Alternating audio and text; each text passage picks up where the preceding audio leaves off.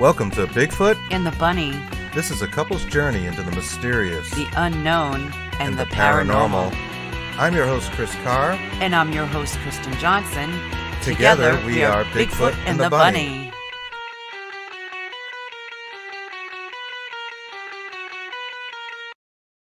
And we're live. Welcome to Bigfoot and the Bunny. I'm Chris Carr. And I'm Kristen Johnson. And we have had a pretty good week. As promised, last weekend we did our little anniversary pilgrimage to the wonderful Spider Gates Cemetery in Worcester, Massachusetts.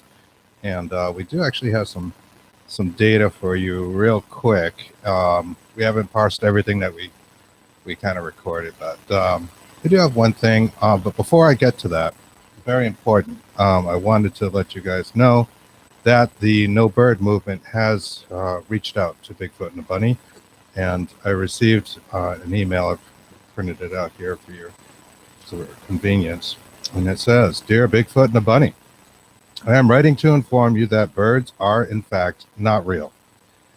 They are government-issued drones, and they have been watching you for many years. The bird poop on your car is a GPS-based tracking device and a two-way satellite phone. Please stop singing in your car. You are neither Robert Plant nor Chris Cornell. You are certainly not Ronnie James Dio. Sincerely, Colonel Ren Swan, Lieutenant Robin Finch of the Project Bluebird." So there you have it. No bird movement. Sorry. However, we would like to let you guys know if you would like to get in touch with us, you can reach us at bigfootandthebunny@gmail.com. You can also find us on Facebook pretty easily. I think it's facebook.com/bigfootandthebunny. Yes. Right there. Also, Dark Horse Paranormal. That's right. Dark Horse Paranormal for our audio-only podcasts, wherever you get those podcasts. So we did have one little bit of data we wanted to play for you guys real quick from last weekend. We did have a spirit box with us, and as soon as we turned it on, it actually said our names, especially yours. So there's at least twice. And I have a recording of that. It's just a clip that I will play for you guys. And this is the clip, and you'll hear us just getting ready. And we turned on the box, and we're still kind of talking, and it says our names. And then I clipped the part with the names and just kind of slowed it down a little bit so you hear them clearly. And the rest of the stuff we'll get to another time. But just for now. Yes, please. I hear people, but I don't know if it's people. Guess you know how it is when you get that.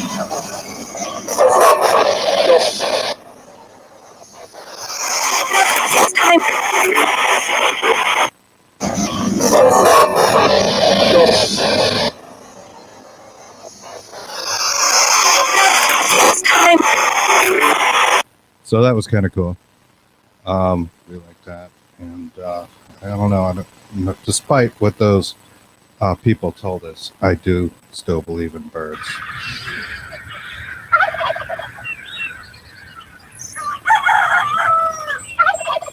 So we've got some great guests for you guys today. We're very excited. We're jazzed.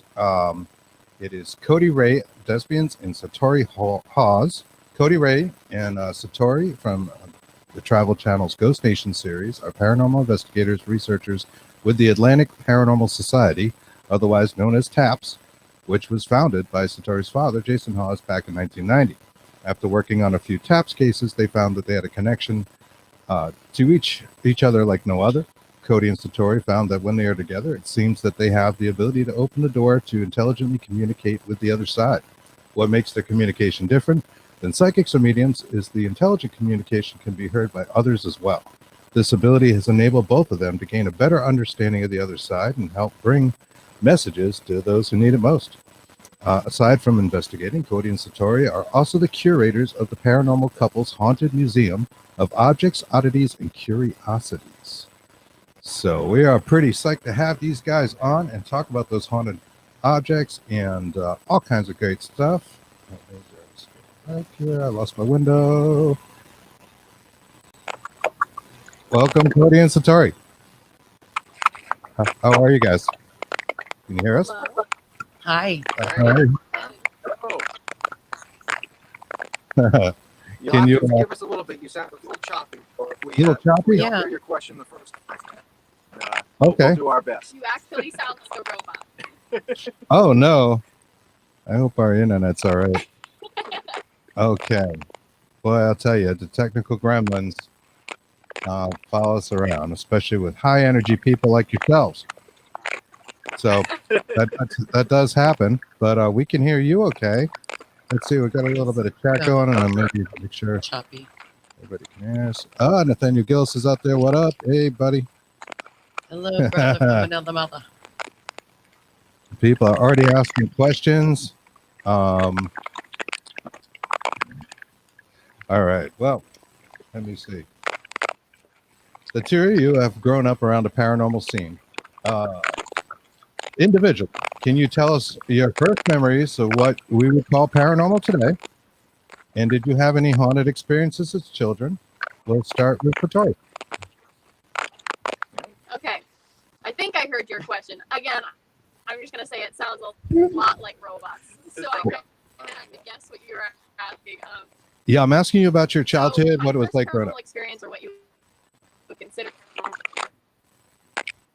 Yeah, they're checking our end too. There. Oh, you guys froze. Oh, So man. That is strange. this is the straight. Do you want to drop real quick and reconnect and just see if it Well, fixes we got itself? Sometimes that works. Oh my goodness. Do you want to drop in and reconnect real quick? I'm gonna answer first, and she's. We can't hear you too well. All right. So, my first experience, at least when I was a child, I was around 8 years old, and it was in the house I grew up in Massachusetts. And what had happened was, I was laying down in my room one night, and I woke up and I didn't feel well. And what had happened was I went into my parents' bedroom, just like probably any other 8-year-old would do when they don't feel well. And I woke my parents up. I said, Mom, Dad, I'm not feeling that well. And they invited me to spend the night in their room. So I climbed in between both of them and tried falling asleep. And I remember tossing and turning for about 15 minutes. And finally, I opened my eyes up and I saw what looked like about 10 to 15 men slowly circling the bed. They were going through the wall on the left side of the headboard, gliding around the bed and going through the wall on the right side of the headboard.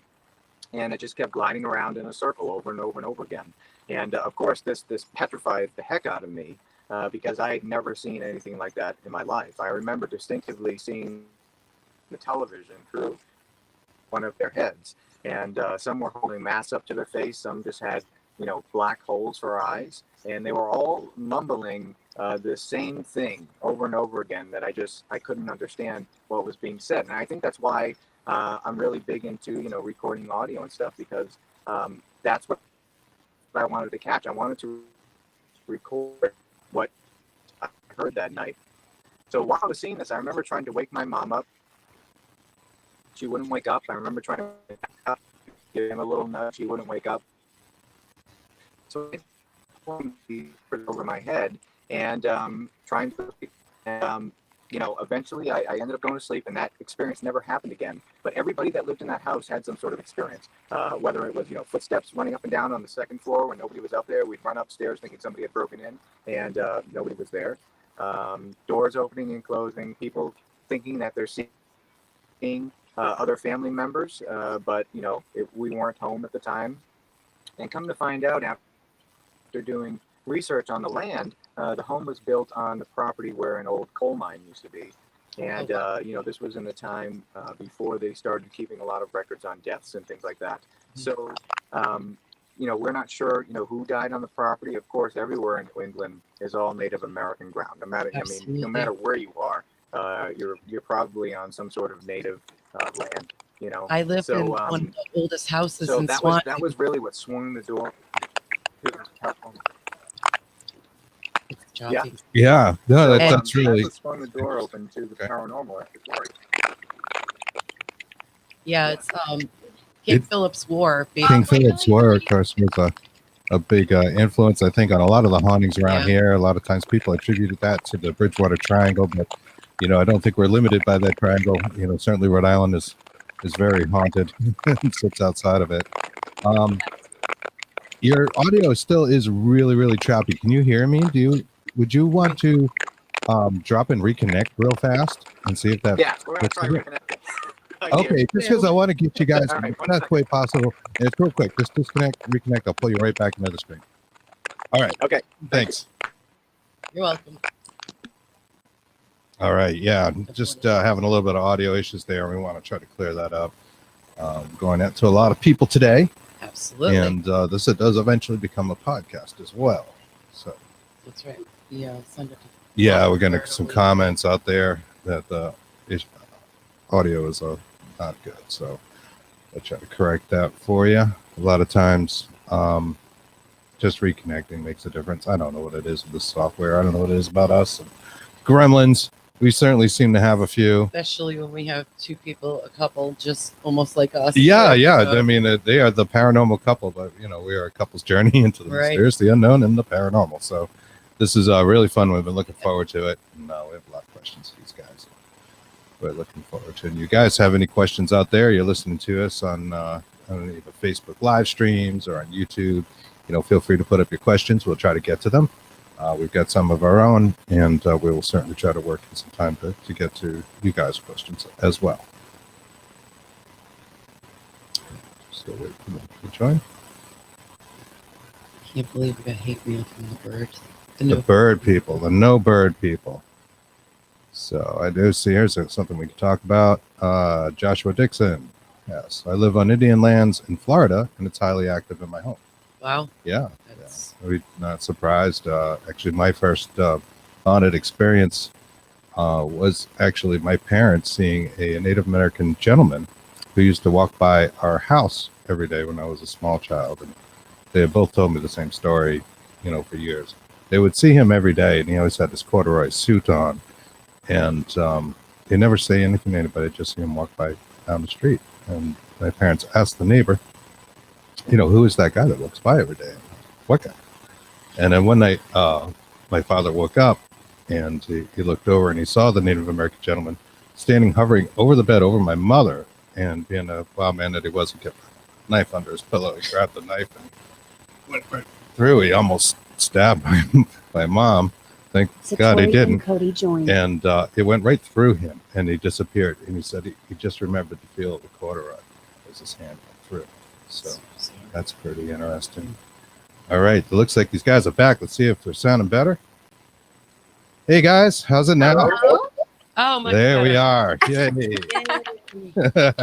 Beautiful. Sometimes that's all it takes. I don't know why, but, second time's a charm. So welcome back. We were just talking about Native American hauntings a little bit because of the lands around here in New England. And one of our questions was, or comments was a Florida-based person. Joshua mentions that he has the same issue, and his house is built on Native American lands. Oh yeah.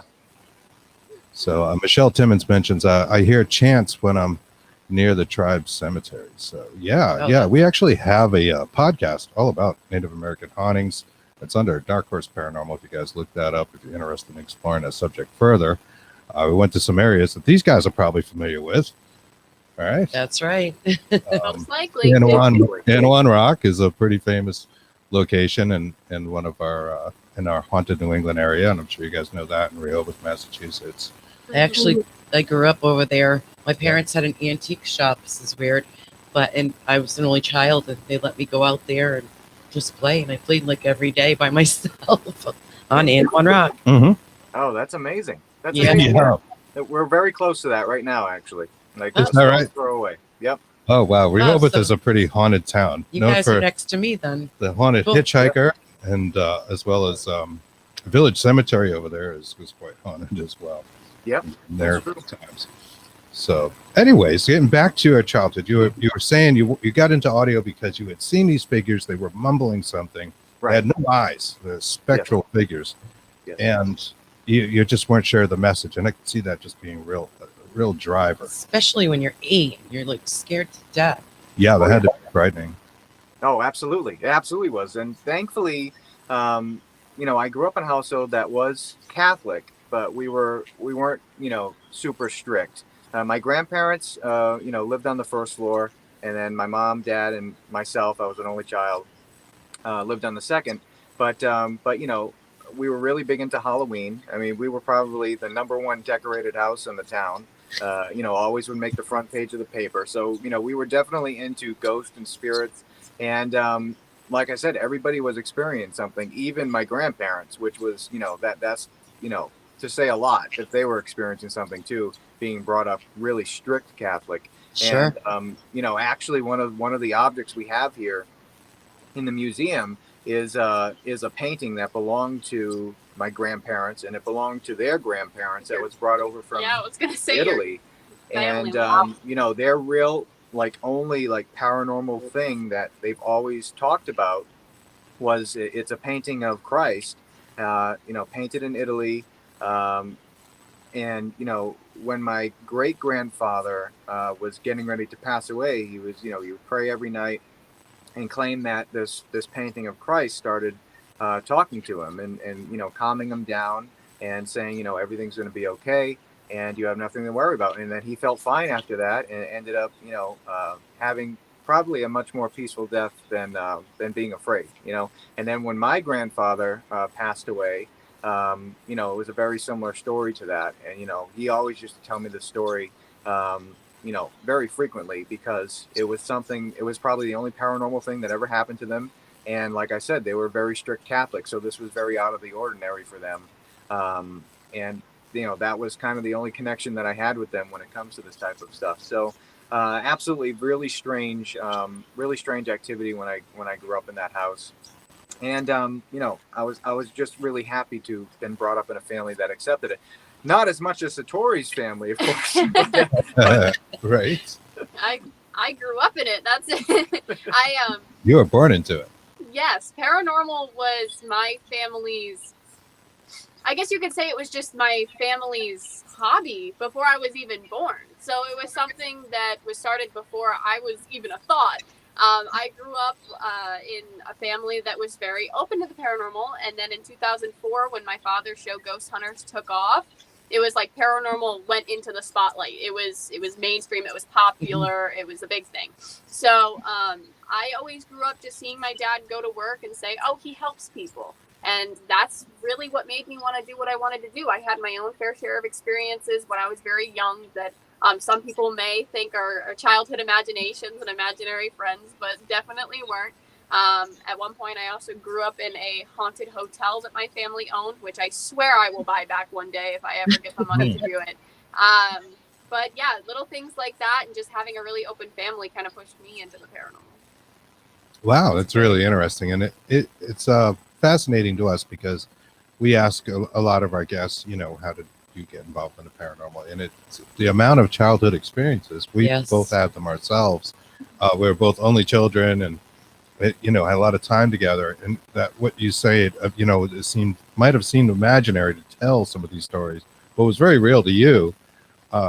We totally understand. And it's surprising how many of our guests have those similar experiences.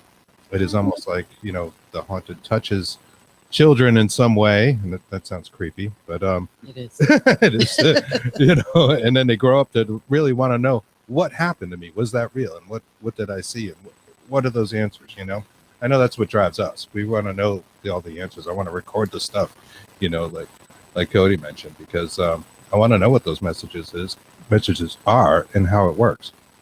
Yeah, exactly. And, after, at least my first experience, I wanted to learn about not just ghosts, but I started, you read a book about ghosts and then all of a sudden it starts talking about all different types of things that fall into the supernatural category, aliens, cryptozoology, and things like that. And then you also learn that, there's other things that this could be, normal explanations. Could I have had some sort of, hypnagogic or hypnopompic hallucination, that happened when you're falling asleep or waking up because I wasn't feeling well? I don't know, because I never seen that again. But whatever it was, I know that something definitely was happening in that house because everybody was experiencing things. And, either way, if it was a real, true, haunted paranormal experience or something with a normal explanation, that's what blew open the door to get people started. So, I love hearing those stories when people have experiences, especially when they're kids, because it just kind of follows them with their lives, and it makes them give a better connection if they're working on a case with children, because you kind of have that commonality between yourself and your client, which is really cool.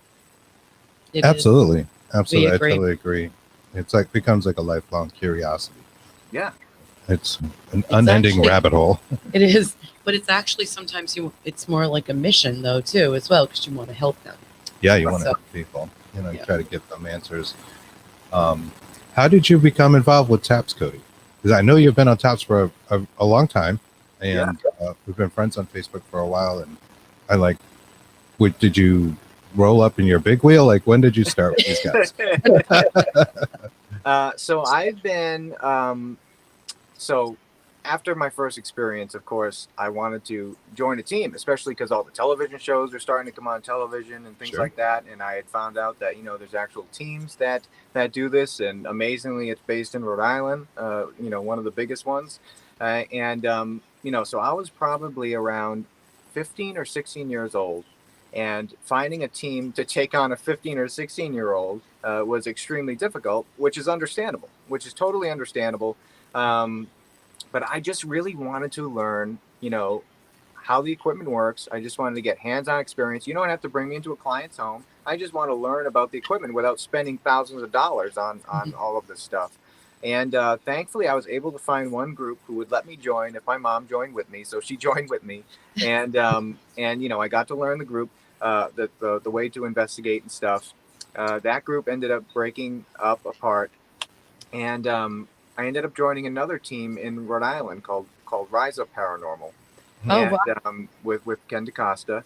And I still, to this day, I still help him out on cases and things like that. But Ken's a great guy. Yeah, very great guy. He is. We love Ken. We've had him on the show. Yeah. Ken is the guy you could go and say, "Hey, Ken, what's the weather going to be like tomorrow?" And then you walk and you've learned 3 things about the paranormal, but you don't know if it's going to rain. Yes. So he's just he's so knowledgeable. It's awesome. just my point. We love talking to him. Sure. Absolutely. And so I was out on a case, private case with him, and Rise Up team, and I was paired up with a woman that wasn't on the team, and she was another investigator. I had never met her before, and Ken said, why don't you work with her tonight? And that was fine. I love working with different people and meeting new people. And I love to talk, of course. And so we started working together. Her name was Tracy. And, we just really worked well together and investigated together. She really liked the way I investigate. Well, she happened to be the case manager for the TAPS home team, which is the team that was the non-production side of TAPS. So, of course, after the show started, TAPS started getting thousands of emails from around the country and around the world, and of course, you couldn't put every case on television because there were just way too many, and because of privacy reasons. Not everybody wants to be on television. So the TAPS home team was formed by Jason to take care of the cases in New England and follow the original TAPS mission of helping people without the production side of things. So she was the case manager of the TAPS home team. It's still around today. And, she asked me right there, she goes, I really like the way you work. If you're up for it, then, I'll talk to Jason, and, we'd love to, bring you on the team. So I unknowingly, ended up being asked to come on the team. And of course, Jason, happened to like me, thankfully, and I joined. And then, it just hit off from there. I started working with, both Rise Up and TAPS, and, more and more as the, hundreds of cases. So before the pandemic, every weekend we were out doing a case with TAPS or Rise Up. And it's just become a really amazing thing. It's such a great group because there's just so many connections, that we've made through it. We can call a psychologist if we need to call a psychologist on a case. We have brain surgeons that we have connections with, which is crazy. Just so many people that we can call on to assist cases. So I'm just really thankful to live in this part, the creepy attic of the United States, which is the perfect place to live if you're into this type of thing, you know? That's right. I agree. Then I guess you could say, long story short, he got stuck with me. So what happened? Did they pair you up or No. All right. I'm going to get into this story, all right, because you asked. So, Okay. so I wanted to go on my first, I'd done some investigations before, but I wanted to go on my first professional case where we went and it was an event kind of teaching investigation case, just to kind of get me used to people and working with people professionally. And TAP's case manager, Tracy, had contacted me and said, all right, we are going to be in Connecticut for a case. And I went, great. Not even, an hour or two later, I get a message on my phone, and Cody messaged me and said, hey, I hear you're going to be on the team and going to this investigation. I'm heading through that area. Let me pick you up and bring you to the case. He wasn't heading through that area. He just wanted to pick me up. Very slick. yeah. And we were great friends. We clicked immediately. We were great friends from there, and almost like inseparable. We started noticing weird things paranormal wise would start happening only when we were together, and that's where the strange side of what we do, the paranormal couple part, really kind of took off. And I think from there we just kind of realized, we were like, hey, maybe we're going to be stronger together as a team. Yeah. I had been on the TAP scene for about 4 years before Satori came on, and I was investigating for, a few years before that in client homes.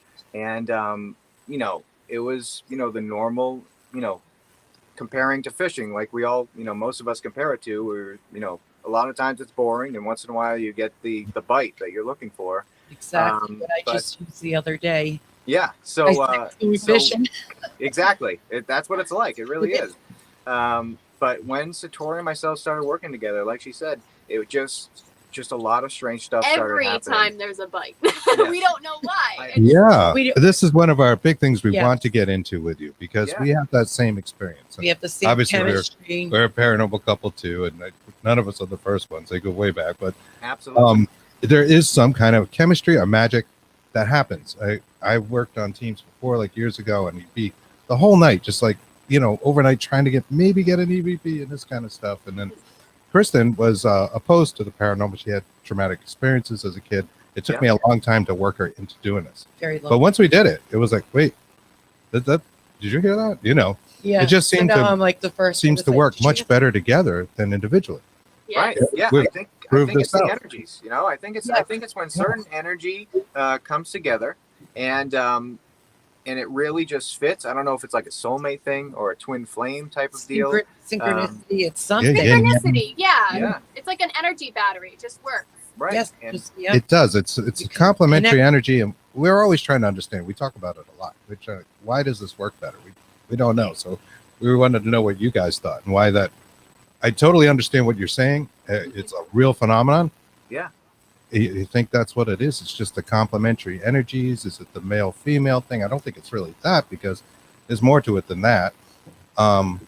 There's something about just being a couple in this. It seems Synchronicity to work really well. Energy. Right. And like you said, the fishing gets better, right? Exactly. You now figured out, when what time the tide. It's so bizarre, because when we were out, in the field the other day. We were at Spider Gates, and I said to Chris, I'm like, this is like going fishing. I swear, I used that. She used that analogy. I did, and I was like, look, we're going fishing again. We started laughing. I can't believe you said that. We need to all investigate together. Apparently, we all think alike. Do you Yeah, know, absolutely. We'd love to do that. if we did that, we'd probably break the paranormal barrier. I know I you know, would. right? What kind of Yeah. things would we get? I mean, you live near us, so we'd have no problem, and Sure. guys, it would be awesome. Oh, Yeah, yeah. we're We broadcasting on Rhode Island. love working with other people, and I definitely think it's an energy thing. And we found that of course we host a lot of paranormal events and stuff like that, and we believe that of course the living energy has a huge effect on the type of communication you get, depending on the type of crowd we have. It seems like it depends on the type of how much success we get throughout the night as well, because a lot of these places that we hold events, we've held events there dozens of times, and we're used to, things usually, happening. And depending on what type of energy the crowd has, it plays a huge role on the type of data we collect. So I think it's along those lines, but I think it's just a little stronger for some reason, and it's just probably because of how connected a couple is. You know what I mean? Be I completely totally understand that. Yeah. And it's good to hear it from someone else. So you wonder, like, are we crazy? Like, what happened? What the heck, Lots of comments out there. People doing residentials. And let's see what else. Just want to say hi to these people. Michelle Timmons, hello. Kristen Nixon. Michelle says, does the paranormal couple have things donated to them, or do they collect and pay for them? That's a good question. Okay, so that is a really good question. And the answer to that is 90% of everything we have in this museum has been donated to us from a case where someone has felt that they are dealing with a haunted object and they've either decided to give it away, or we've saved it from, the final option of it being destroyed. We feel that you shouldn't destroy an object because we think maybe it could make it worse for you. I mean, if I passed away and I loved something so much and somebody destroyed it in front of me while I passed on, I would probably become a very grumpy spirit, to be very honest. So we try to encourage not destroying objects. We try to give advice before we even think about taking objects off the hands of people. When they feel that they cannot deal with these objects anymore, or they feel that they want to destroy these objects, then we give them the option, hey, we will pay for shipping. We will meet you somewhere. We will do whatever we have to do to take this object for you and put it in a safe location where we can take care of it properly. So the answer to that is 90% of all objects we have obtained from cases such as that, where they are cursed. They are from different places around the world, and people believe there's some religious or spiritual attachment to them, or an object possession and attachment. Then we have a 10% of objects that we have been given or we have obtained because the theory of energy that may be held within them. And we are very honest people, and we say that from the get-go. If this is an object that may hold some sort of energy, we'll tell you that and tell you that we had gotten it from other ways. Right. Yeah. We have, I think last time we checked, it's, well over 250, 300 objects now. And, since we've, become more public about, the whole collection and everything, we're getting probably a package, at least one package a week. And dolls seem to be the big thing right it's like now. Horror movies. Right. If people are familiar with Annabelle, of course, right, from the movies. And Robert the Doll. Tell you but how they're many. not the only players in town, right? Yeah, exactly. Yeah, we can't tell you how many. We have a whole wall of dolls. Because people think that these porcelain dolls or these older dolls have some sort of an attachment to them. I mean, we have to be honest when we say, obviously, not all of them have anything going on with them. And with us yet. Yes, exactly. Yeah, not all of the objects we've experienced the claims that go along with them. Some of the objects we haven't experienced anything with. We have surveillance cameras running in the museum 24 hours a day.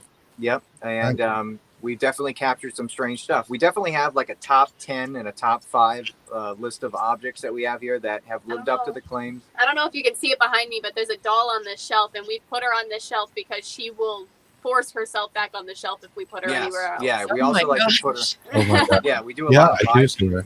We do a lot of live streams from this area too. So we always like to keep her in view of the people that are watching. She likes and the stuff like attention. that. But yeah, we're always really straightforward with how the objects are reacting, and we notice that sometimes it takes time when you bring them into a new environment for them to live up to the claims. Sometimes a couple days, couple weeks, couple months, sometimes even a couple of years. I mean, we had an object here that didn't do anything for a while, and then like a year and a half later, all of a sudden it just started doing stuff. And I think this sounds kind of crazy, but we've definitely noticed that the objects, I shouldn't say the object, the spirits that are with the objects definitely interact with each other. Tori, why don't you tell that story about the dolls? Do that next too. You have to. It's the connection. It's the couple connection thing.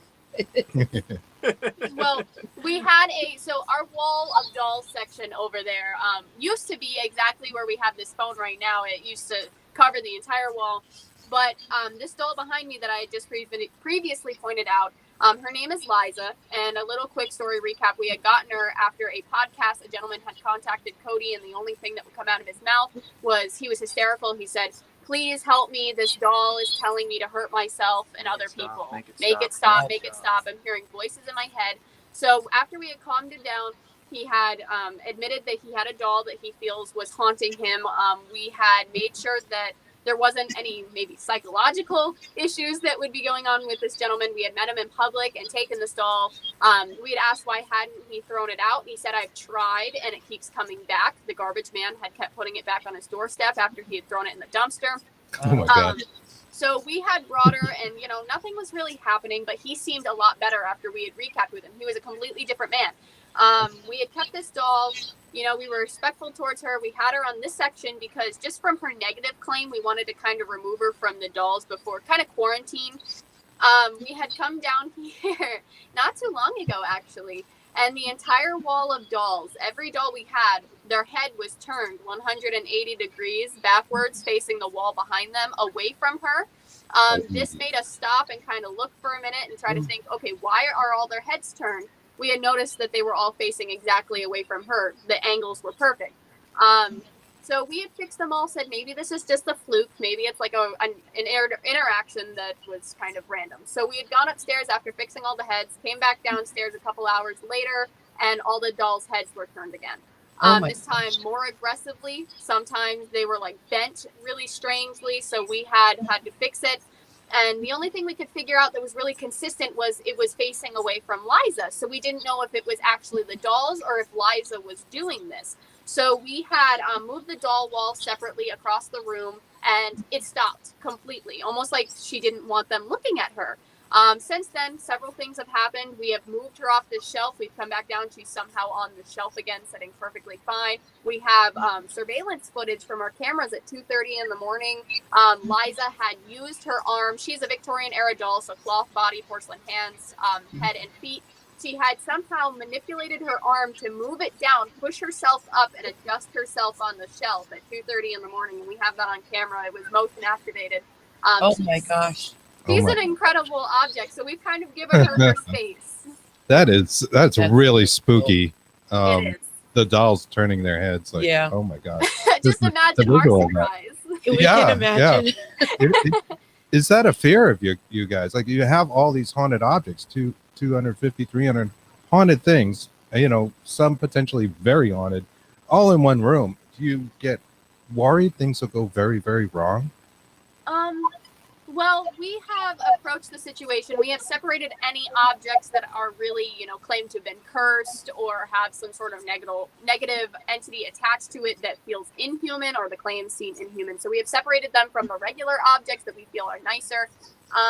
I think the only concern is that how the spirits interact with each other. Because when we bring an object into this place, we give them a whole spiel. We're like, all right, we respect you, you respect us. We've gotten you out of a situation that could have been worse. We want to make sure that you feel comfortable here. You're allowed to roam. Just don't cause havoc on the other parts of the house. And we kind of give them this whole, you respect us, we respect you kind of thing. And it's worked. We've also surrounded this space with positivity. And I think the only thing that really goes on in this museum that makes us worried is when the objects interact with each other in a way that doesn't seem very nice or positive, like the heads turning around, or sometimes we'll find objects across the room in weird positions, like they were just thrown across the room. So that's the only time we're ever worried, not for our safety. Right, yeah. I think we both think that, intention is everything. And if your intentions are that, nothing is going to hurt you, nothing is going to bother you, then we believe that that's not, nothing's going to bother you. And, that's one of the rules on the TAPS team. If you feel a little off, feeling well, and I think most groups should do this as well, just don't come. I mean, it's better off if you don't come. Whatever you believe in, believe in it. If you like to pray, pray. If you like to use crystals or sage, whatever. Whatever you do to, set your intentions that you're going to be okay, that's what you should do. And also, we approach the situation as if you're going to professionally collect these objects or make sure they are safe or take care of them, you can't approach it afraid of the object. You can't almost back up. It seemed like a dog hiding in the corner with, like fear. Yeah, you have Yeah. to put your foot down. You have to be honest with them and stern with them. And you just have to, I mean, even with the cursed objects, we say, we respect you, you respect us. You don't cause any problems for us, we won't cause any problems. You know, that's how it works around here. And even the cursed objects, I mean, we're not cursed yet, at least. Right. We don't have any negative outcome in our present right now. Right, Nothing's yeah. happened. And that's what we're concerned. I mean, we're great friends with other, museum owners. The Warren Museum, we're great friends with Tony, who runs the museum. I'm great friends Tony with John Sparrow, John Zappis Yeah. as well. And Tim Shaw up in New York. Just a lot of great people that, everybody does things differently. I mean, Tim Shaw, he's a spiritualist, and, he has his own way of doing things. Tony is Sparrow, Catholic, and they hold God objects prayer. very carefully, and they treat them a lot different Yeah. than maybe we do here. And we respect that 100% too. They give us great advice. They're just great people. They're all right, supportive. absolutely. So whatever you believe in, that's what we find works. It's different for everybody. Absolutely. We Joshua Dixon says, I'm sorry. I think if you honor them, you'll be safe. Exactly. Perfect. So, Yes, exactly. Yes. Yeah. in respect. Yep. 100%. Have you ever had a cursed object that was so cursed that you had to get rid of it? No. And the reason is because I think we look at it as a way that our intention is positive. We put this wall around ourselves. We literally say when we do cases and, intelligently communicate with the other side like we do as a couple. We always do this thing where we say we're grounding ourselves. We put a wall around ourselves. We make sure that only positive energy and positive spirits that are protective of us are allowed in our space. And we approach it like that. And I think we've never had any negative activity with our cursed objects. Yeah, I will say there are a few objects, Liza being one of them, that I personally don't like to. Well, I shouldn't say I don't like to. It's She can hear us, and that's She's what we're behind thinking you, about. so be careful. I know. I'm sitting here like, the museum is traveling. We do a lot of events where we do bring objects and stuff. And Liza is one that causes a lot of vehicle issues she and does. And backups and stuff like At least what we think is, because we have done things without saying, Liza, we are taking you Right. here or giving a warning, and our car's broken down more times than it yes, should. It's either a lot of coincidences or it's Liza. And and of course, we have noticed that there is this psychological thing that happens to people when they believe that they've gotten a haunted object or a curse object. Everything that starts to go wrong in their life, they automatically start blaming the object. Yeah. When in reality, it's just life. You know what I mean? If you never met that object or never came into your life, most likely sometimes that stuff still would have happened to you. But because that thought is in your head, you're automatically blaming something. So could that be the situation that's happening? But in my opinion, I think it's happened one too many times for that reason to cause I'd it. also just like to add that we don't think she's an inhuman spirit. We just think she's not a very kind human spirit. You know what I mean? So Okay, not so she's everybody's more always- negative Yeah. rather than a chaotic Right. entity. Right. Yeah, no, that's really interesting. And I have seen myself attachments, not necessarily to objects, but affect cars and things of that nature. Yeah. And to your other point, if you tell a person that you have put a hex on them or a curse, they most likely will believe it because they'll start to attribute everything that's wrong in their life to that, Exactly. cursing It's and stuff. psychological, That's like psychological said. witchcraft. Yeah, Yeah. exactly. Very interesting. Comments. We have a lot of comments. Oh yeah, we do. Bubble of love can't be broke. Oh, I'd Yes. have to wholeheartedly agree with you there, Michelle. Absolutely. Thank you. Let's see here. Might be best to leave her home. She might not be like traveling or being stared at. Well, That's Yeah. Well, on the contrary, it seems that she enjoys scaring people because activity ramps up almost in a playful way whenever something happens or someone gets startled. So it's always positive activity whenever she kind of gets what she wants out of it. I think when we don't warn her and we're not as respectful and we're just like, all right, we're taking you here without a fair warning or without telling her and making sure she feels respected, I think that's when the negative activity kind of happens. But other than that, it's pretty good. Yeah. yeah, yeah. she does seem a little spooky, but I guess that would be fun from the other It's side. so normal in our life now. It's so normal. The paranormal becomes normal. Yes. Yes. Yeah. Yeah, I Excellent. don't know if we should worry when that becomes the case. We sound absolutely crazy, but we've kind of come to terms with it. Yeah. Yeah, Yeah. no, we don't think you're crazy. We don't but- think you're crazy. Good. Good. It's everybody else. Absolutely. How do you believe that an object can become haunted? Well, I'll start this off and Tori can jump in. We definitely believe that there's kind of different categories when it comes to there are footsteps and stuff happening that we're not sure what that is. Is that why you're turning around and looking? Did you see that? I'm sorry. I go into like my ear is always listening. We understand. We So, do. yeah, we do think that there's different types of attachments and things like that. So we definitely believe that the most common, at least out of the objects that we've come in contact with and have, is an object that just has an attachment. Somebody that has passed on that owned this object at one time and loved it a lot, like Satori mentioned in the beginning, and just wants to check in on it once in a while. We don't believe that they're always with the object, but they like to check in on it from time to time, especially when it switches owners and things like that. And then on more rare occasions, you have the possessed objects. Yes, we feel that most of the objects that have at least given us enough evidence to claim they are haunted are object attachments, where someone's not always with this object. What is going on? Yeah, I'm not sure. So ignore that.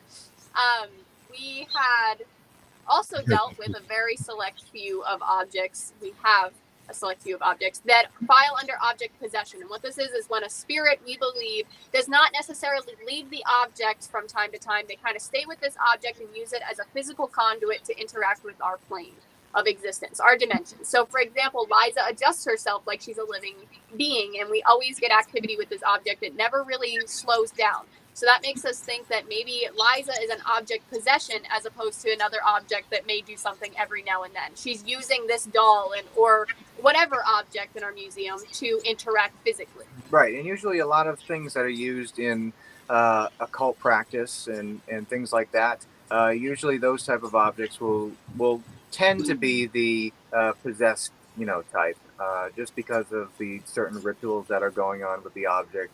But there are some cases that it could just be an attachment.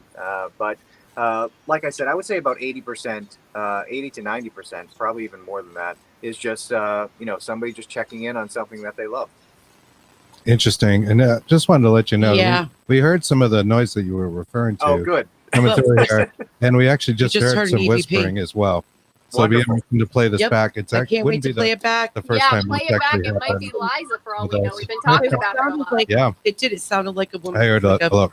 Yeah. We have gotten EVPs where it sounds like a woman. If you hear an accent, we feel that is the EVP that mostly associates with her, because anytime we talk to her directly, we get some sort of accent with it too. Oh yeah, we got listeners out there that heard it as well. Yep. So See? Great. yeah, Oh, I heard that come right across. I I'm felt like excited. We both looked at each Data, other like oh, this. data, Yeah. yeah. That's great. That's It's awesome. pretty cool. Cool. Yeah.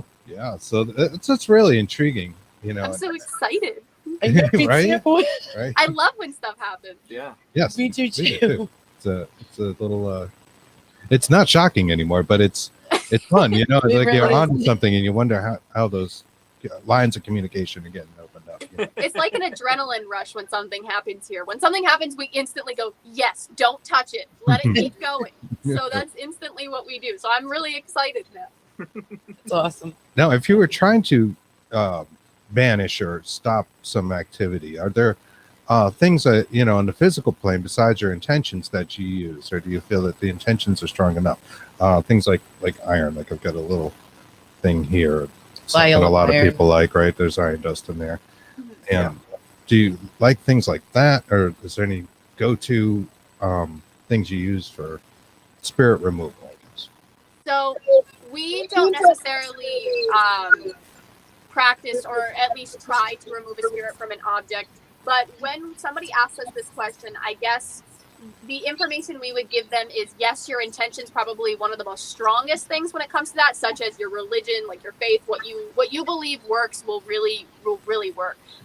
But it just depends on what you believe in. A lot of people, we recommend sage if they're more spiritualist, and I have no idea what's going on over there. there's sage if they're more spiritualist, crystals if they're more spiritualist or pagan or something like that. Somebody that's more Catholic or Christian, we always recommend, crosses and prayer cards and things that you believe in on that nature, bringing in a priest of some sort, whatever you really believe in. Right. Yeah. We like to, respect the client that we're dealing with by bringing in, somebody from their religious standpoints. And thankfully, with TAPS, we pretty much have a connection in any of the main types of religions that people are practicing, at least in our country, which we're very thankful for. And I guess we would say our religion is everything. We don't really associate with one specific religion. We like to kind of take things from everywhere. And also, a lot of people ask us if we have our spaces blessed and we bring in a priest and stuff. And the reason we do not do that is because, one, we feel our intention is very powerful. And also, we have objects from all around the world. We have objects from Ecuador and Africa, like different African nations and China and all these different areas. And we feel that we can't bring in one specific faith without, kind of disrespecting the other objects here that in life may have believed something different. Yeah. And, when people come and visit, the objects in the museum, they usually do their own thing too. I mean, some people usually heard that. and stuff like that. Yeah, I know, right? This is Someone's not happy.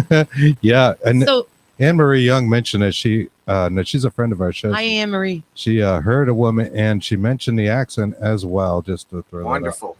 There you go. So you guys are eclectic. You're like us. You take from every religion. So basically, that's what we do as well. I wasn't brought up with in a religious household, so it was hard for me. I mean, the crux of what you're saying is you need to have faith in something, and those are the kind of things you should probably use if you're trying to banish some kind of And negative make sure energy. your intentions are It was very hard for me strong. to do because I didn't have that religious background. It wasn't easy enough to say, well, I'll just carry a cross, because it frankly didn't mean a lot to me, right? So it's taken a long time to kind of sift through things that might work for me or something I can believe in. And I have to imagine there are other people out there like that. So it's not like one thing, if you're... Yeah, I'm gonna check. You want to stay here for a second?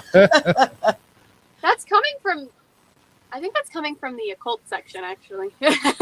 Oh my. So he's going to go check on that. We'll let you know if something's flying off the wall. But, and what's really interesting about that also, those are dogs, just for anybody listening. Oh, okay. What's interesting also about religion, and to, kind of add to your point, it seems that a lot of religions, people don't realize, kind of crisscross into each other. Every religion has something that kind of webs into one belief system, a higher power, a good and evil, a place you go after death. So whether you call it something that another person doesn't or not, you believe that there is something after death and you go somewhere. So I like to use a little bit of everything. I'm just like, well, we're going somewhere. We do something. We've proven that with these objects and with some of the stuff we've done. And you guys have done it too on your investigation. You've gotten EVPs that kind of prove that there is something after. There is something after life, and whatever you call it, it's one belief. Yeah, it's definitely one of the driving forces in doing this is proof of an afterlife. We've always wanted to know, having had people that were close to pass and that sort of thing. What happened, Cody? Did you find anything? So the only thing I found was this guy was tipped over. Oh my. Oh. This is one that likes to definitely turn. I mean, he's usually sitting like this. Yeah, he seems okay. I want him to throw himself off the table. He likes to turn because he's, he has two faces. He's a two-faced guy, and but he was tipped over. But there's definitely more noise happening than just this. For those listening, that's a statue. It looks like maybe African origin, or yes, it's an African idol. African idol, yeah, and he has a face on each side. He appears to be carved out of some kind of wood. Do you know what the meaning of that is? No, we have looked into this and we're doing more research as we speak because he is a fairly new object. We have found out that some of these seashells that are tied to these objects do, in a lot of cases, represent fertility and gods and deities. So this is some sort of. We also have another mask. It's very common, these shells. Oh, that's wild. Fertility and things like that. Mhm. It seems that they use these shells a lot when it comes to trying to connect to a higher power or deity of some sort. Right. Yes, and a lot of these African masks. This one originated from Africa. It was brought over to New Orleans about 25 years ago, and these masks, when they were made for different ceremonies, the maker made the mask with the intention that the mask would represent a deity or a god. And then the wearer of the mask during the ceremony would, embody the spirit of that deity and become that god during the ceremony. So, perfect reason why these types of objects would hold significant energy because that's what they were intended to do. They were intended to, be that plug to become and represent the deity during their ceremony. And So I don't want him to break, so I'm going to leave him over here Yeah, I until would put him after over here for because now, I yeah. don't want It's him to throw really himself. interesting, and you're right. It is. That was what it was created. That's what the intention was. One of the things we've talked about on the show before with one of the people out there, our buddy Nathaniel, is Sumers, ancient Sumeria, Sumerian. Mhm. Oh yeah. and he would create statues of their gods, and they would worship them. Yeah. Treat the statue as if it was the god, and everybody had to be respectful around it, mold it. Exactly. It's There were beautiful. a whole series of Yes. very occult practices actually surrounding that creation and how they treated those objects. It was thought that the gods would possess the statue, and that's how they could talk to humans. Yes, haunted objects and object possession has been a thing for so long. And honestly, before people even kind of made collecting these haunted objects normal, it's always been something. We actually have an object that thousands of these would be made, and they would be for the purpose of helping to pass on somebody with the intention of it would kind of possess the spirit. Yeah. So this was excavated from the Valley of the Kings area Oh, wow. in Egypt, and like Satori said, these would act as servants in the afterlife. And the more of these you had in your tomb, the better off you were. That's what they believed in.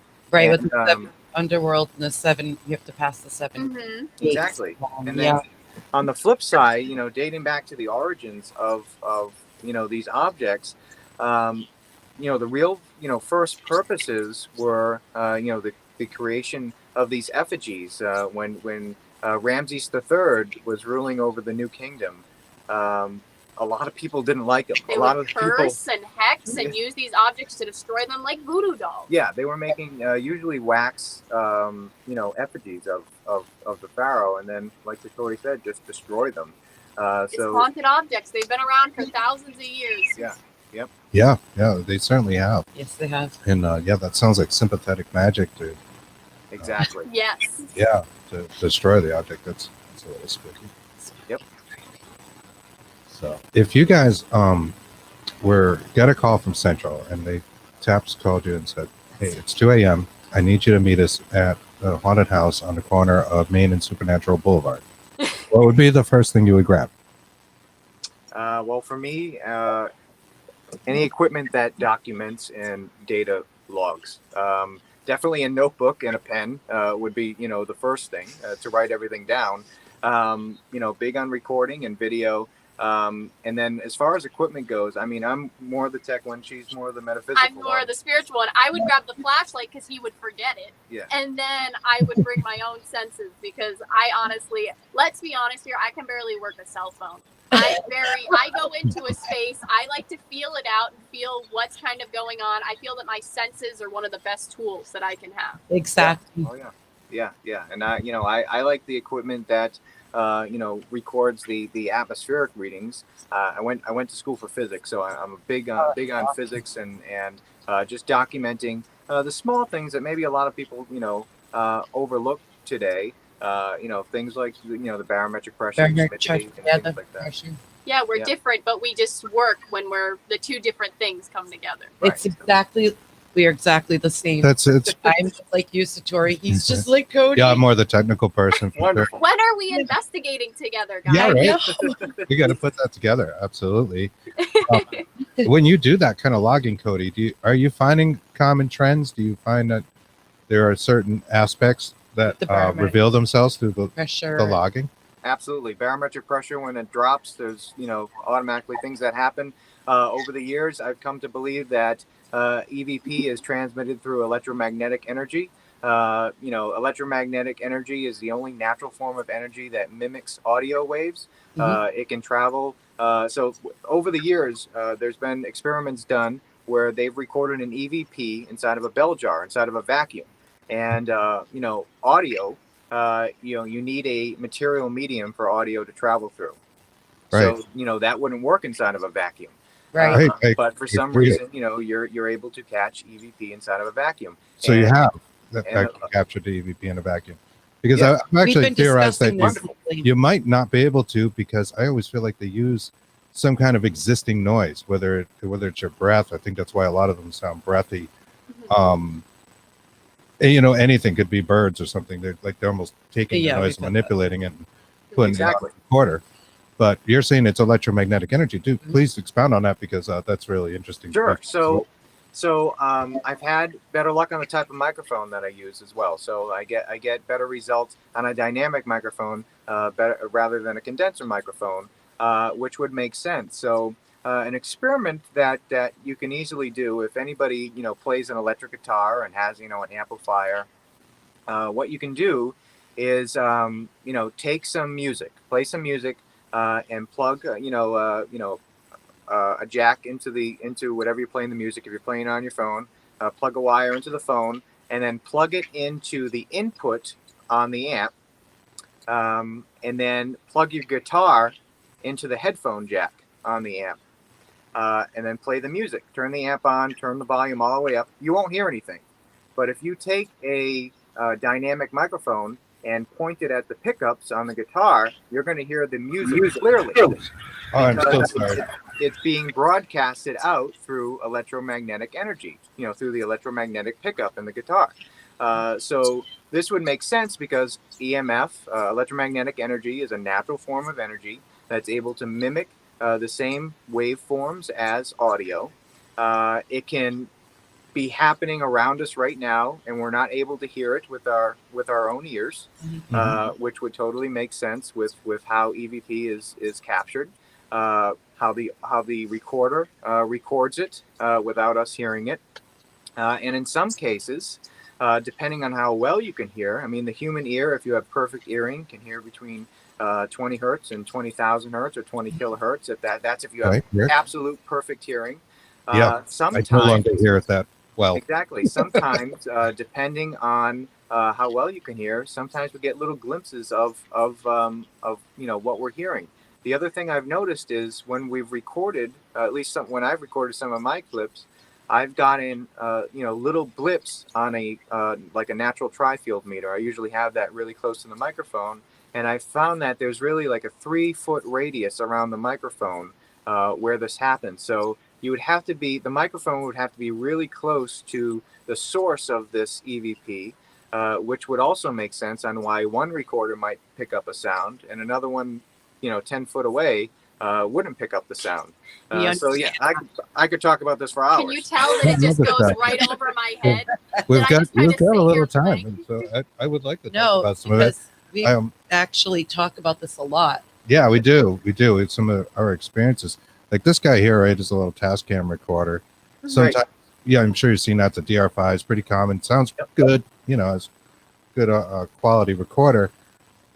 We've used it so much. Sometimes when it is interacting with spirit or recording something, it'll appear to be overdriven. It's almost like it's fried the electronics, and it has a light on it that tells you, if you're too close to a noise or whatever, and you can put it somewhere so it's not being overdriven, but you'll play it back and it'll make like this sound on it, and sometimes the light will just come on even though the noise has not increased or anything. Something, and it's very strange. So to your point about electromagnetic energy, it's kind of like it is getting zapped, if you will. Right. Yeah, absolutely. Yeah. And, if you have multiple recorders, I would definitely try, recording simultaneously. If you have a recorder that has multiple channels, use a dynamic microphone on one channel, a condenser microphone on the other channel, Usually, most recorders have built-in condenser microphones. That's usually what they are. And Right. see, which channel or which recorder you get the clearer clip on. I tend to have better luck with the dynamic microphone, which would make sense because of the way they work, especially if EVP is being transmitted through emerging electromagnetic fields. Yeah, that's really cool. I had really thought that maybe EVPs couldn't happen in a vacuum for the reason I stated, that they almost always are using some sort of other natural sound that's in the environment, be it your breath, but obviously people whisper a lot of times. That's probably most of the EVPs we are out there. People forget, oh yeah, so-and-so was whispering behind you. But the legit ones, a lot of times have that whispery sound. It's almost like they're using that, just the natural breath and then turning it into Air. something else. Like you said. What were you going to say? Oh, you were trying to point out to me the thing about you can have two also Yes. recorders going, and one might get the EVP, the other might not We get get that a anything lot. at all. It's almost as if they select the microphone they Exactly. wish to speak to, and we've had instances where they selected our ears as the microphone Mhm. and not the recorder, and that was pretty interesting. And you know what's interesting, because you mentioned that it's kind of like a breathy sound when you get an EVP.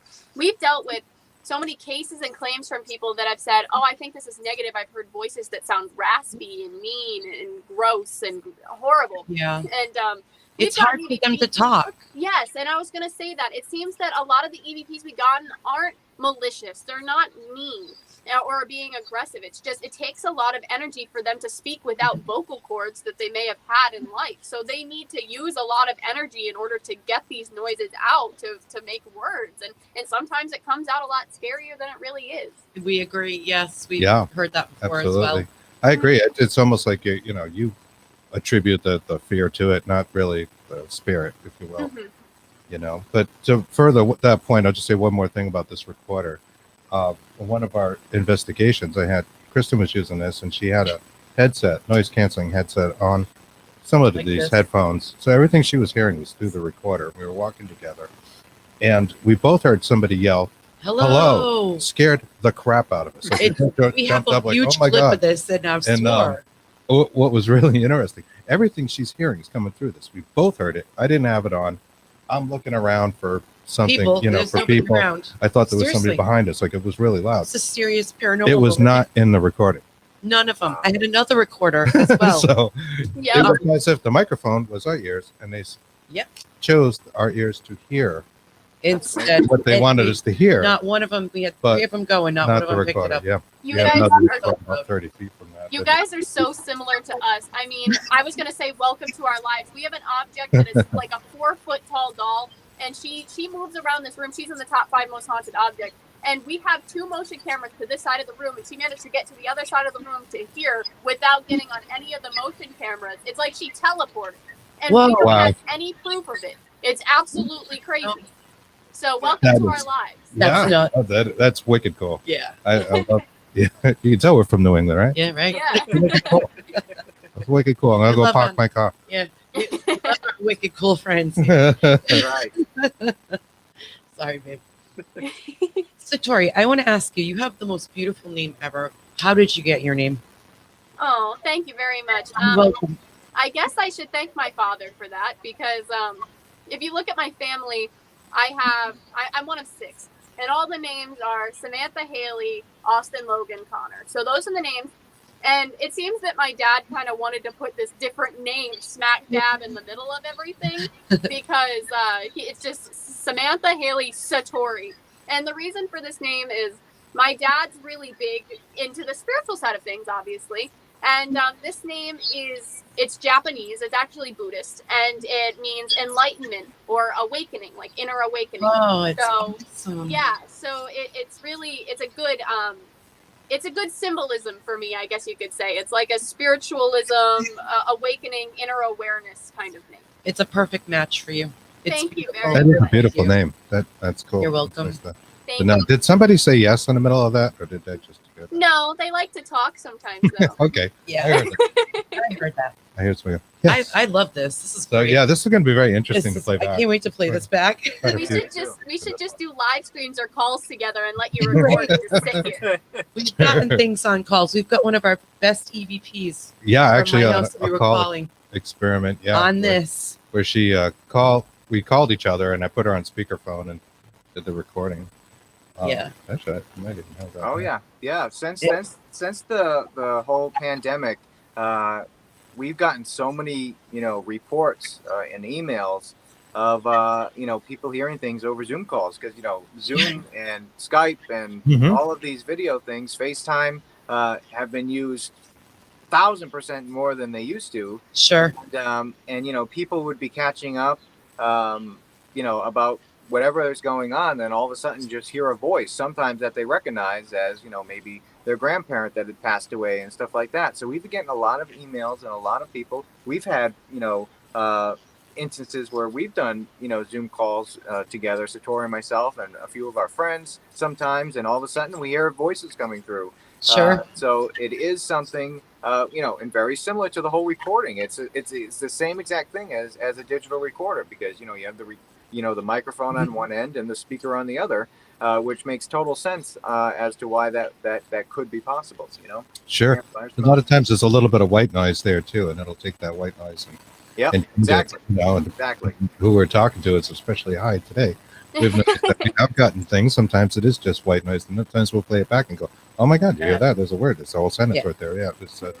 And I think in our case, it's definitely something talking. But actually, just because I have it up here on the board, I'll actually play that clip for you where we called. Oh, yes, wonderful! Please. Yeah, I'd love to. So that's one of our clearer EVPs. It's me. Hear it? Hear the overdriven? Or this box or that box. Yeah, so that sound is That's this the thing. sound. It I was gets telling you, touched. like it's being overdriven, but it's not. Yeah. We've gotten a couple EVPs where it seems that our recorders have just it's almost like something happens. Being interfered high with, pitch for sure. Yes. interference. Yeah. Yes, we just got that the other day, as a matter of fact, too. We're just setting up like some boxes. We tell them we're talking to this box, this box, talking to that box. We weren't even really thinking we're going to get any answers yet. We're going to do like a spirit box session, and right in the middle of it, you'll hear a voice that goes, "I'm going to say it." I'll just play it one more time, real quick, because I think I talked over her when she was talking. But that's the EVP. It wasn't us. There was nobody home in either home.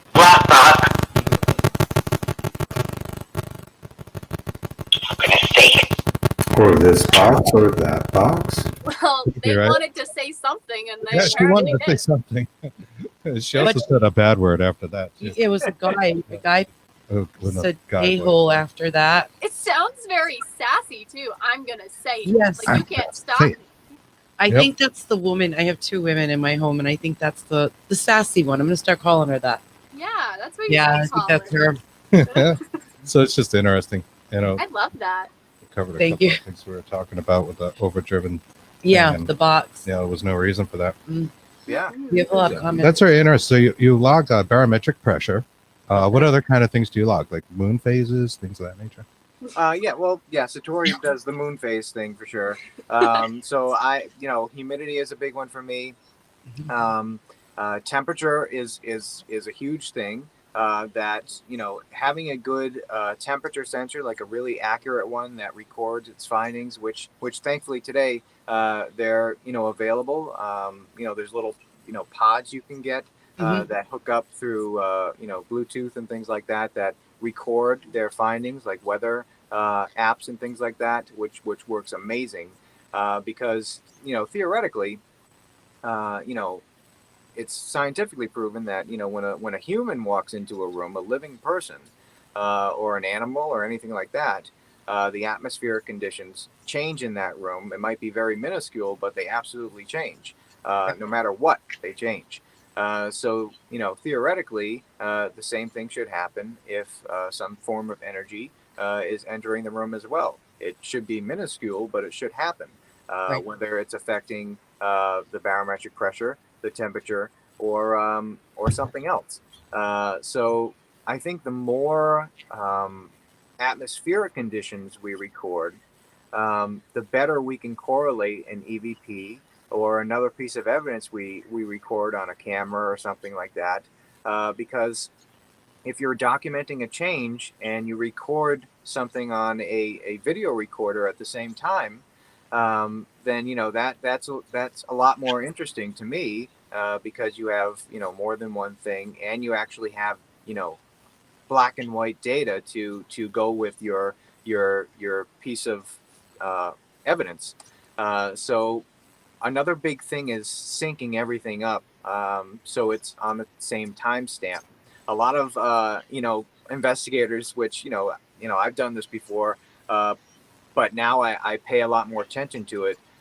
Is when you get to a case, a lot of people they just want to start recording right away, and they throw the batteries in and they fast forward through setting the date and the time on their recorders, and then because they just want to get to recording.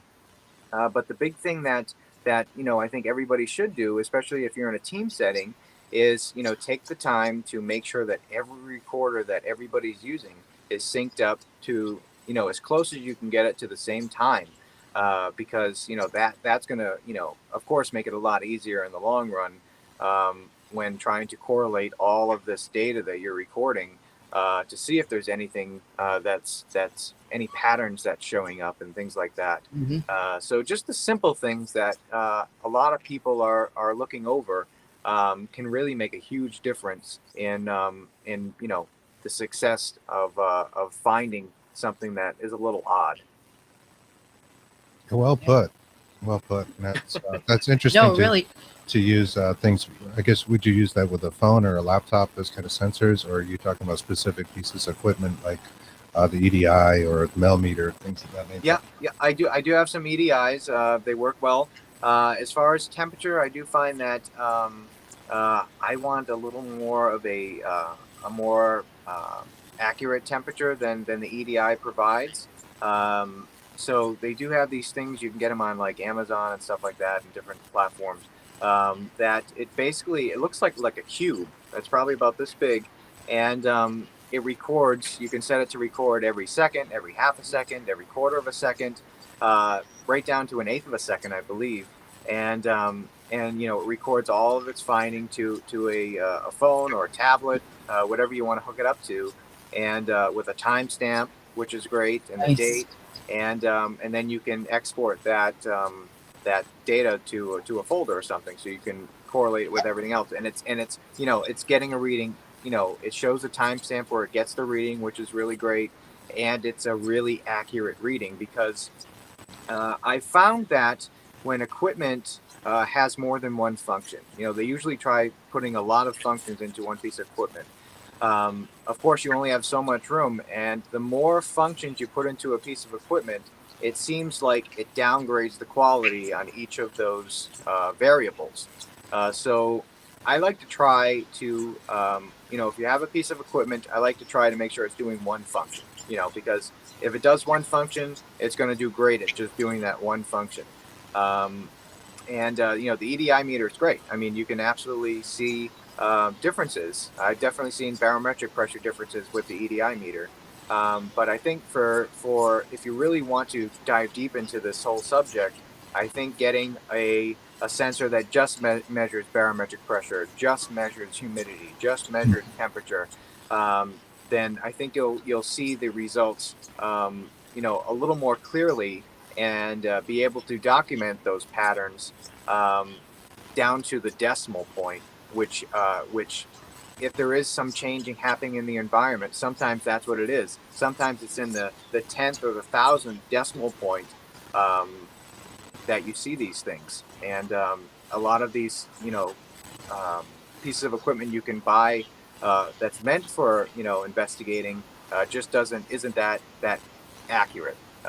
It works, but it's not that accurate yet.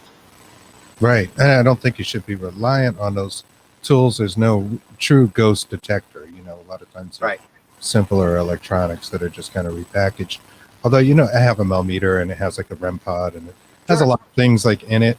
Yeah. And, I mean, it's cool. I like it, but like one of the functions it has is to measure temperature changes if it moves like quick enough. And like what I always found is like if you're in an investigation and you have a group of people in a room, the temperature is going to rise, right? So like it always happens, and it sets it off, and then it just adds this like annoying noise because there's more people in the room. Right. So I never use that function. Right. The other thing is if you are going to really pay attention to the atmosphere, you have to make sure that whatever you're using, whatever data logging sensors that you're using, is that they're completely stationary. Because when you move around, of course, the temperature is going to change. On one side of the room sometimes compared to the other. So make sure that everything is locked down, and that's when you'll get your really accurate readings, because you're only measuring that one vicinity.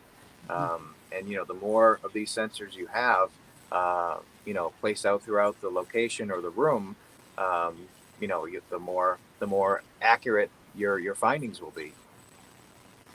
We talked about haunted dolls. What other sorts of objects, and what would be the most unusual object that you guys have come across that was haunted in some way?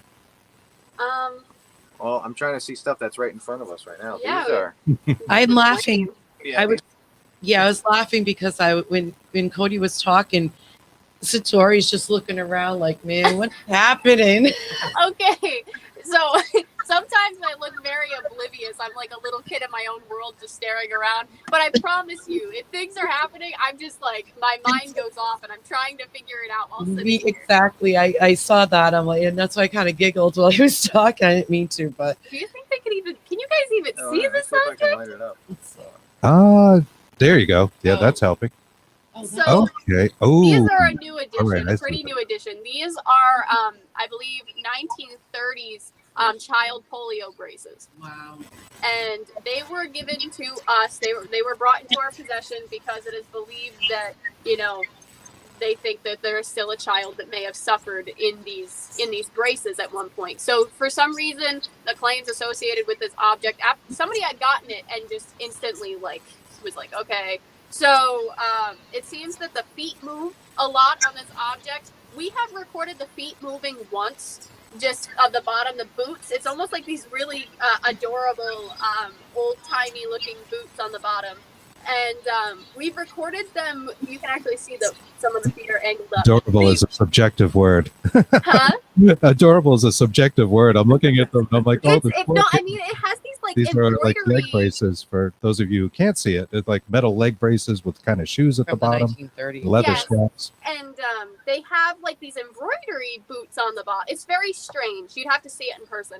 But the feet, we've caught the feet moving once. We can't, instantly say that this object is haunted because we've only had it happen, one time, and we can't necessarily instantly say, "Oh, this is paranormal." We have to kind of come up with logical explanations. Right. Yeah, we do These are find. heavy. Yeah, we do find that a portion of the objects just seem to have some sort of energy. I mean, not really an energy, a spirit per se. Maybe kind of similar to a residual type energy that just kind of sticks around with it. So yeah, we definitely have some objects that do seem to have some of that residual stuff that's just hung on to it. One of the most haunted objects in our museum, she is also in the top 5 because she has proven her claim more recently, and we've had to monitor her since then, is a Christmas tree topper. If Cody wants to get it out of the case, he can do that. And the claim with this object, we call her Death Angel, because the claim with this object is she has been responsible for 3 Christmas tree fires, 2 in the same year, 1 the next year. Wow. Yes, and they believe the first time, obviously, I believe the husband was an electrician of some sort, so he knew that he was like, this shouldn't have happened. Obviously, we were like, okay, well, maybe it was just a coincidence, and they went, no, it happened 3 times. And so they had managed to tell us she came perfect. She had nothing, maybe a little dirt on the bottom of her. And, we just gave her the claim Death Angel because it seems that the family had almost had their entire house burned down with them in it the last time. It was a very, very bad time. And it was given to us, and we had brought her here, put her in a case, quarantined her away from objects because, honestly, this is an intense claim. We don't know what to do with this. So we had taken this and nothing had happened. So we had put her case locked over here in this section, kind of to monitor her near, obviously, a fire alarm, a smoke alarm. So we had come down here, and it's still on the wall. She is now, if you show closer, she is covered in soot. We had come down here, and we had noticed her. Cody went to grab her for a live stream. She is now covered in soot, almost as if a candle or a fire was lit under her. She is cardboard, so she would have caught fire if she had actually had a fire. There's soot in her case. We noticed that none of the smoke alarms went off. We got really nervous because we wanted to make sure there wasn't an actual fire at one point. And there is a soot handprint that looks to be a childlike handprint. I can send you the photos after if you'd like. On the wall by her case. It's actually sitting right here. And we haven't removed any of this because we thought that this is absolutely insane. Wow. So, And this is all new since you've had the doll. yes, Or this the is tree all topper angel. So you would think that she would have caught fire with the other, Christmas trees being Right. on top of the Christmas Right. trees. It's odd that she didn't catch fire, but the she's tree did. cardboard. Yeah, So- she is cardboard. That And is insane. Perfectly fine. it's absolutely insane. And we worried because we thought fire, but it seems we remembered it was after a live stream we had done with a friend of ours, Matt Warner, and on this live stream we had said, oh, nothing has happened with this object yet. Seems she hasn't proven her claim just yet. And it almost was like a, oh, you want to see me prove my claim kind of action, because now she's covered in soot. There was no damage to anything. It was just like somebody finger painted with soot. And we had bleach tested this because someone had given us the advice to bleach test to see if it's actually soot or mold. And we had done a bleach test and it stayed black, which means that it is mold. I mean, it is Wow. soot. Soot. It is Soot.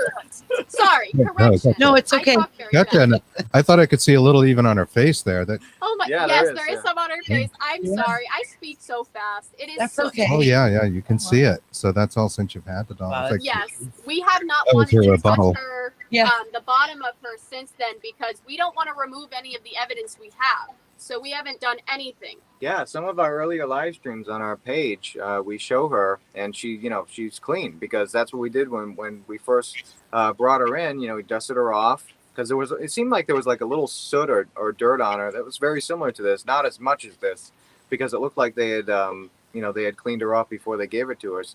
But it stayed. She stayed like that for at least a few months. She was till we did that last interview there. Yeah, you'll see us freak out because we noticed it in the middle of the live stream. We had noticed soot on her before it, and we did the live stream right away. I'm like, guys, you will not believe what just happened. And as we're talking, you'll see me look up and go, Cody. And we stop and look up, and we notice the handprint. It's literally sitting right there on the wall. And we just stared at it for a minute. And then he started chuckling because he didn't even know what to do with this information. So we took photos and measured it. Wow. That's Yeah. insane. I can't. You think having all those objects around each other are creating a bigger portal, if you will, of Yeah, paranormal there you energy that's allowing Bigger energy. allowing speakers, allowing spirits to come through. Mhm. Exactly. And there's a lot of difference. It's not. I mean, dolls are a big thing right now. Like I said, dolls is probably if you're gonna put everything in topics, that's probably the one with the most. But And we have clowns. We have a lot of clowns too. Oh yeah, a lot of clowns. I A lot believe of there. clown figurines and things like that. And then we have like an entire occult section, a doomsday cult section, a serial killer true crime section. Which we always say that we are not trying to keep their, what we mean? We're not trying to glorify somebody that has done something so horrible like that. If anything, we are also including the names of all the victims. And the reason we have these objects in the first place is because it is believed that there's energy attached to these objects after those situations. Right. There's Sure. there's a belief that some groups of people believe that anything that belonged to one of these either doomsday cults or one of these horrible human beings possesses some sort of power or energy. Personally, I don't believe that. I don't believe Tori believes that I either. think maybe energy may be embedded in a location, a piece of a location if something. Which may we have have. happened. We have a whole section of pieces. We have a piece of the Amityville house here, and a lot of people claim that they feel energy off of that.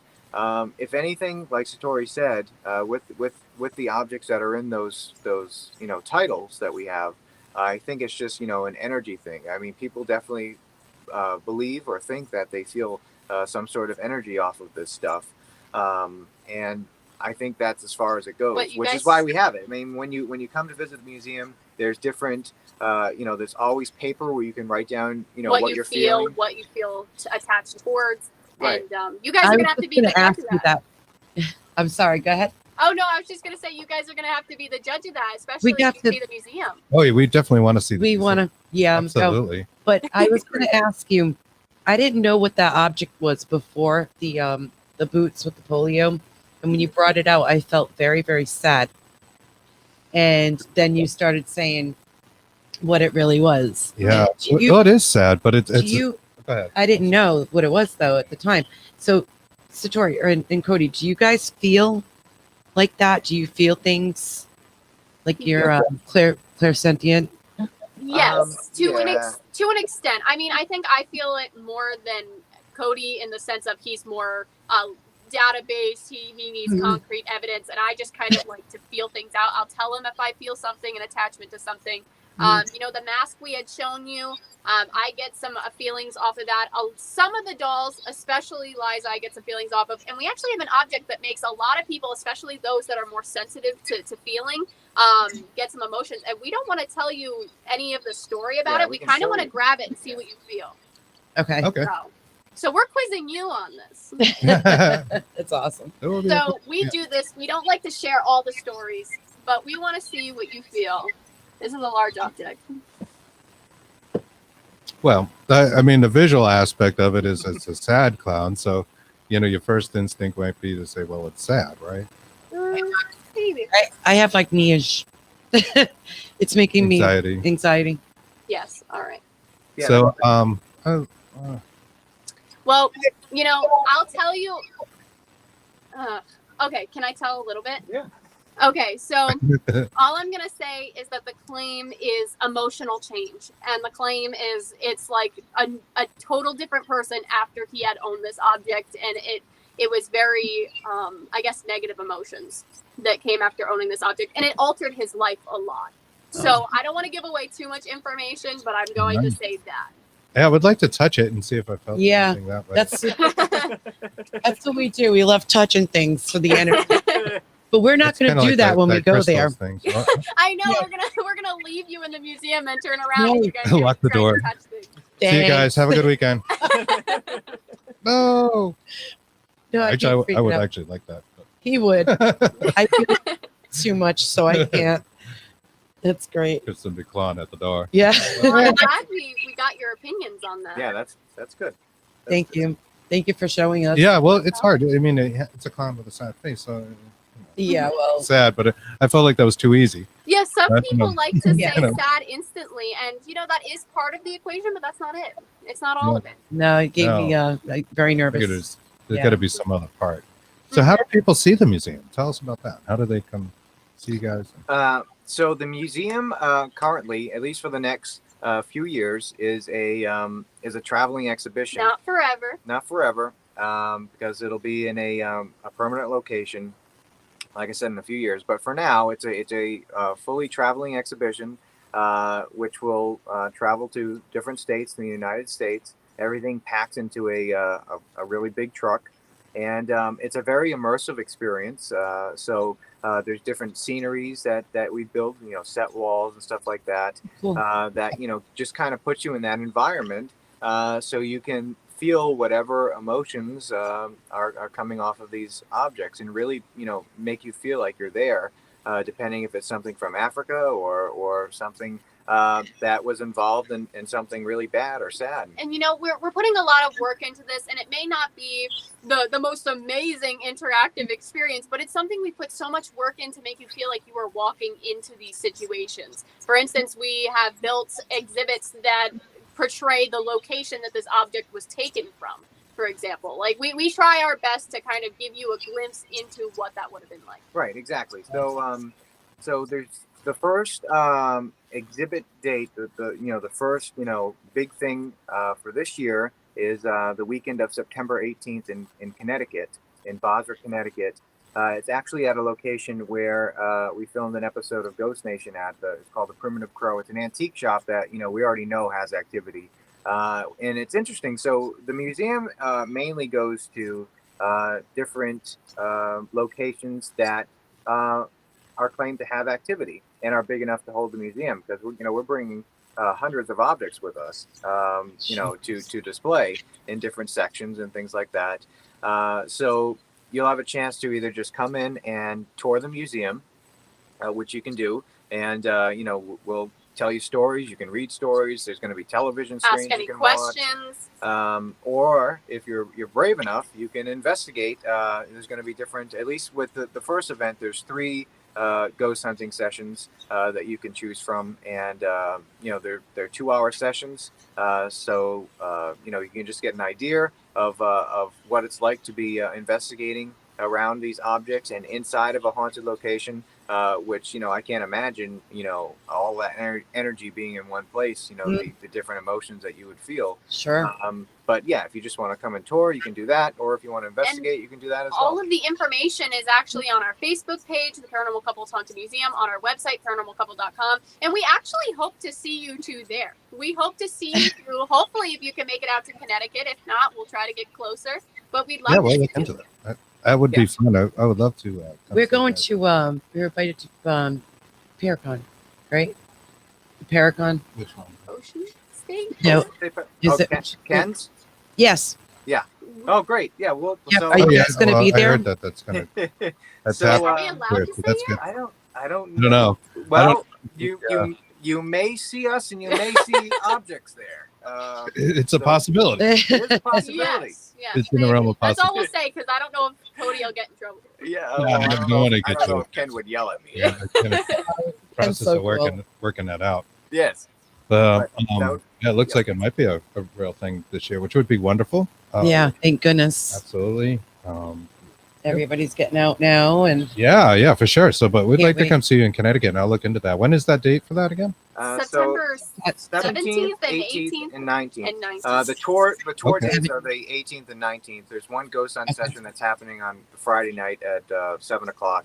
But yeah, tickets just went on sale for that. If anybody wants to come online, like Satori said, if you have trouble finding our Facebook page, the Facebook page. And you can always message us, and Yeah. we'll send you links to everything. Facebook page is Paranormal Cool. Couples Haunted That's great. Museum, and the website is just paranormalcouple.com. And you can just follow the links, and you can also buy tickets at the door, at least for the general admission. Just to take a tour and stuff. Oh, it sounds awesome. That Does. sounds really cool. Yeah, I would love to see you guys out there. well, we live like a Um, hop, skip, and a jump away from you. So after this, we're going to your house. Okay. You're just going to show up. Just gonna show up and just don't lock us in, though. Okay. Okay. Well, can't promise. Oh, yeah, I don't know.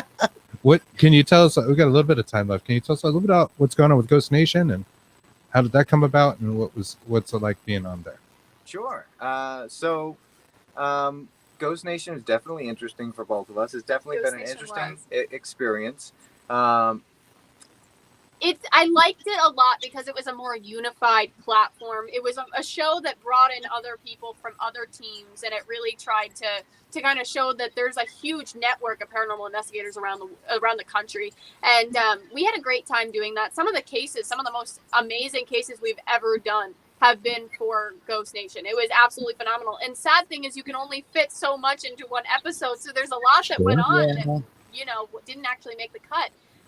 Actually, my father is filming for Ghost Hunters. Ghost Hunters is coming back right now. So yeah, Okay. so yeah, Ghost Nation has ended. It wasn't canceled or anything. But like It's kind of Satori said, merged. the name, title Ghost Hunters is coming back, and it should be really interesting because we're getting the old team back together and everything. Which Wow. is really great to That's really cool. watch everything. Too. I think it's going to be amazing for people to kind of see the taps back again on the screen. You know what I mean? Sure. Definitely. The OGs. The OG. That's right. Yeah. Well, that is Thank you really so cool. much. Yeah. So, we're Comments. looking forward to definitely checking you guys out. And it's paranormalcouple.com, right? Not the Yeah. paranormal. Either one. Either one will would lead you work. to the Everyone same goes place. to? Okay. And got both. I know you guys do a lot of Facebook live streams. It seems like you just kind of do them when you feel up to it. I don't know if you plan those things out. So I've just noticed a few pop up on my feed. Yeah, mine too. Say hi. I think I saw you Notifications. guys last week. Hey. That's right. We're Yeah. trying to stick to a schedule. Right. We are trying. Yes. Yeah. We do go live on Facebook. Been quite busy with often. the museum. Right. It's kind of hard to do that when you're busy. Like, And you guys have a big following on TikTok as well, right? On Yeah, accident, surprisingly, actually. yes. Which has worked out great because you're attracting a totally different Different. generation than you normally would, which is interesting, which is really cool. And that has definitely played a huge role in the amount of packages that we get every Oh my week. goodness. Oh wow. Wow. So yeah, that was a thing that was started by accident, and that's kind of where like the whole paranormal couple name just kind of stuck, and that was all through TikTok, which has turned out to actually end up pretty good for us in the end, We've helped a lot of people that way, and I'm thankful. Yeah, That's wonderful. we do go live on there as well. We go live on Facebook, and then and then we just started the members only thing. We did start a Patreon, which is fun. Okay. Yeah. Very Tell us good. about that. Yes, you can- some little perks. Yeah, so you can become a museum member, and you get sent a card, and that gets you into the museum, unlimited, as many times as you want for free. And it'll say when we get our location too. Yes. Oh, that's awesome. And Very cool. so you can get a whole membership kit, and all that information is on our website as well. Satori is also doing a subscription box. I am. Where she makes. I have a little fake one right here. Yeah. So she makes a Oh, box that's cute. specifically for each person that subscribes to it.